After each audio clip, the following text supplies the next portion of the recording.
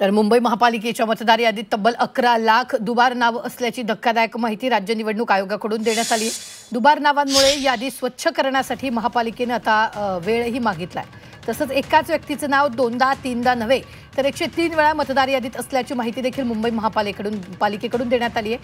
4,33,000 व्यक्तींची नावं वारंवार नोंदवली गेल्यानं अशा दुबार मतदारांची संख्या सुमारे 11 लाखांवर पोहोचली आहे. आदित्य ठाकरेंच्या वरळी विधानसभा मतदारसंघात सुमारे 7,000 दुबार मतदार आहेत. मात्र डुप्लिकेट मतदारांचं नाव किती वेळा वारंवार नोंदवलं गेलंय याची माहिती प्रशासनाकडे नाहीये. त्यामुळे दुबार मतदारांची नाव हटवण्यासाठी पालिका प्रशासन विशेष मोहीम हाती घेणार आहे.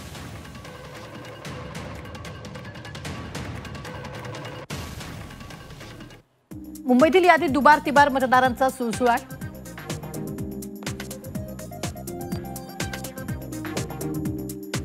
पेक्षा अधिक नावं असलेले 4,33,000 मतदार,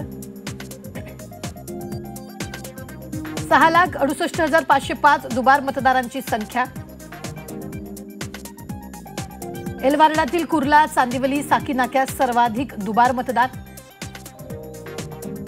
एस वार्डातील भांडूप, नाहूर, विक्रोळी, कांजूर मार्गमध्ये 69,500 दुबार मतदार. किशोरी पेडणेकरांचा वॉर्ड 199 दुबार मतदार 8,207. स्नेहल आंबेकरांचा वॉर्ड 198 दुबार मतदार 7,295. आशिष चेंबूरकर वॉर्ड 196 दुबार मतदार 7,095. आता निवडणूक आयोगाने जे बाजू घेत होते त्यांच्या खाडीत थोबाडीत मारली. कारण आम्ही आमदारकीला मतदान केलं आणि आम्हाला तुम्ही दुबार ठरवतात म्हणजे नक्की कुठे बसून बोलतेय ही यादी बनवली. आणि हे निवडणूक आयोगाचं काम नाही का?